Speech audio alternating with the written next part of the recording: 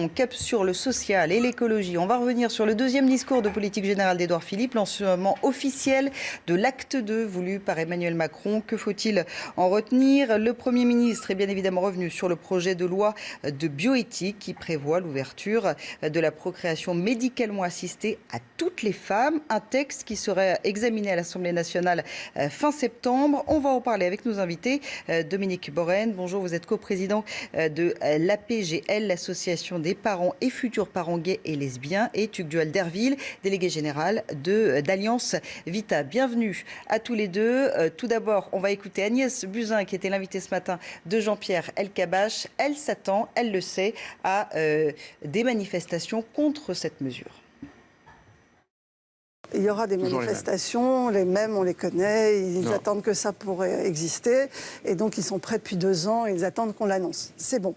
Moi, je suis absolument certaine que nous aurons des débats sereins et apaisés au Parlement. J'ai beaucoup préparé cette loi avec les parlementaires. Je les ai invités à des séminaires de travail. Il y aura moins de passion et de violence. Moi, je le souhaite et j'animerai les débats de façon très paisible. Un mot. Voilà, l'ouverture de la PMA pour toutes, c'était quelque chose que vous redoutiez.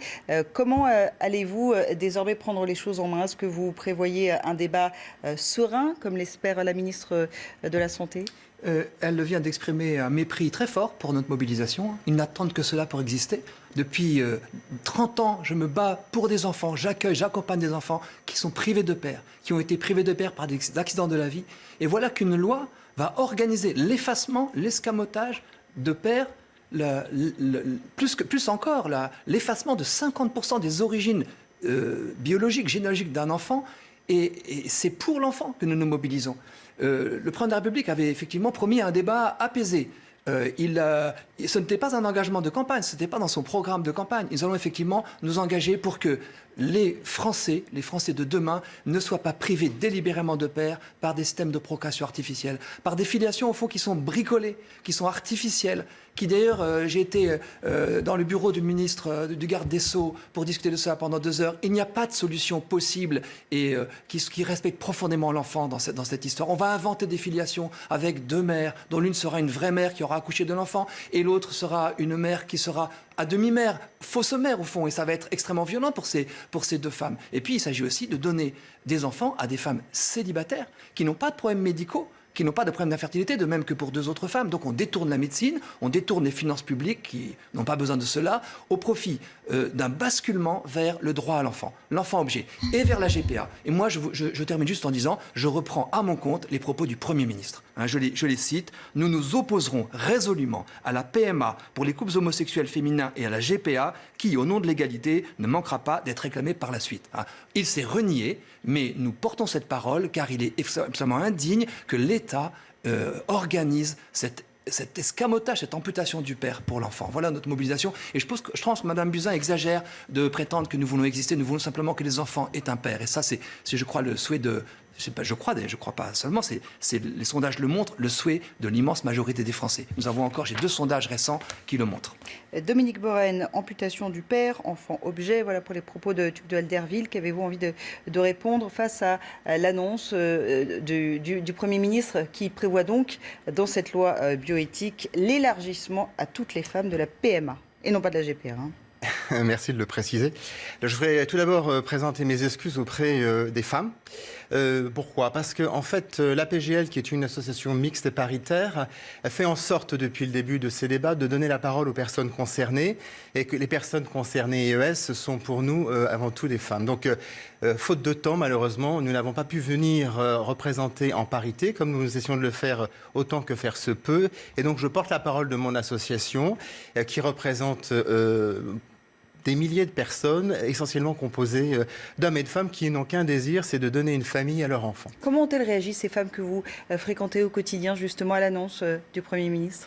Vous imaginez bien que cette annonce, on l'attend depuis 2012, puisque François Hollande, alors candidat, avait fait une promesse un petit peu en demi-teinte, et qu'il a essayé de la tenir contre vents et marées. Mais évidemment, vous savez comme moi que certaines marées ont été plus fortes que d'autres, et que la PMA a dû caler faute de volonté politique. Au moins, nous avons eu le mariage. mariage. Et depuis, je constate que nous n'avons eu ni l'effondrement du monde, ni l'effondrement des civilisations. Le mariage pour tous est dans les mœurs, et le mariage pour tous est admis. Et il va tout à fait de soi, et c'est légitime, que la PMA soit ouverte à toutes les femmes en couple, mariées ou non, et les femmes célibataires. Nous n'allons rien inventer avec cette loi. Nous allons simplement faire en sorte que la société soit prise en compte dans toute sa diversité par la loi, puisque dès aujourd'hui, on peut faire le constat que des familles où il y a une femme, un homme, une femme et un homme, ou 2 femmes ou 2 hommes, ou peut-être 3 parents, existent et ont donné corps, ont reçu corps par la loi. Alors, voilà, si je comprends bien les propos que j'entends encore aujourd'hui, la PMA dans sa version initiale, c'est-à-dire hétéronormée, ce sont des termes qu'on emploie pour faire comprendre de quoi on parle, sans fantasmer, bien sûr, n'aurait pas dû exister, puisque dès lors qu'on a ouvert la PMA et donc la possibilité d'avoir des enfants grâce à un don, eh bien, je comprendrais dans ces cas-là que certaines parties de la population minoritaire s'exclament en disant « mais vous êtes en train de priver une famille d'un père ». Mais de quoi parle-t-on ? Ça aussi, c'est un sujet qui est très intéressant parce qu'on n'a pas attendu la loi PMA pour toutes pour découvrir que les familles ne sont pas constituées uniquement d'un homme et d'une femme. Tugduat d'Herville, comment comptez-vous faire entendre vos arguments? Espérez-vous une mobilisation qui soit comparable à celle qu'on avait vue en tous les cas, contre le mariage pour tous, avec la mobilisation de la manif pour tous? Les Gilets jaunes sont passés par là, et puis surtout, vous l'avez entendu, revendication maintenant de 3 parents, je viens de l'entendre. Et puis de la gestation par autrui aussi, qui est derrière, et qui est aussi votre engagement, il faut quand même le noter. Et donc, nous sommes beaucoup plus motivés encore. On nous a pris pour des andouilles. Parce qu'on nous a promis qu'il n'y aurait pas la PMA. Le Premier ministre actuel nous a promis qu'il n'y aurait pas la PMA, et maintenant on nous promet qu'il n'y aura pas la GPA. Donc nous sommes mobilisés très fortement pour l'enfant.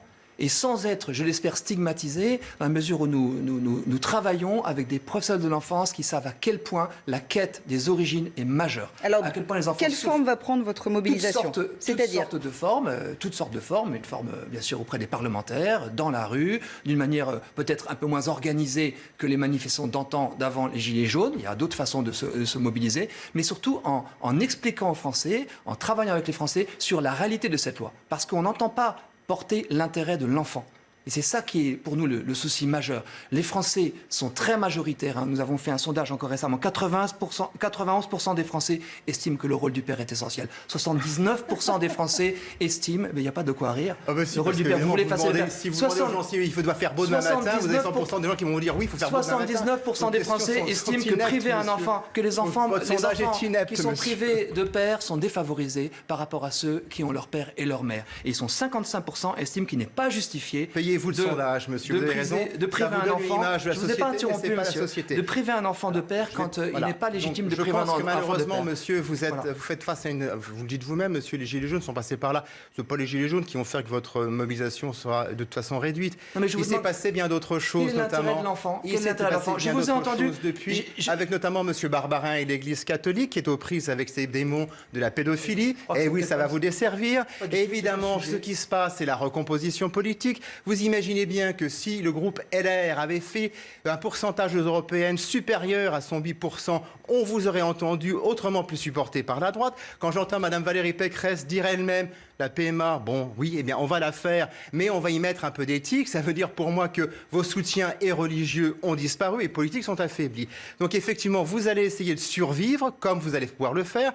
Et évidemment, dans une démocratie comme la nôtre, heureusement qu'il y a des opposants. Maintenant, nous serons vigilants à ce que vous direz, puisque depuis que vous avez existé, non seulement vous êtes à l'origine des violences qu'on a subies dans la rue, avec les propos que vous avez tenus, avec les propos que vous avez stigmatisés à l'égard de nos familles, de nos enfants.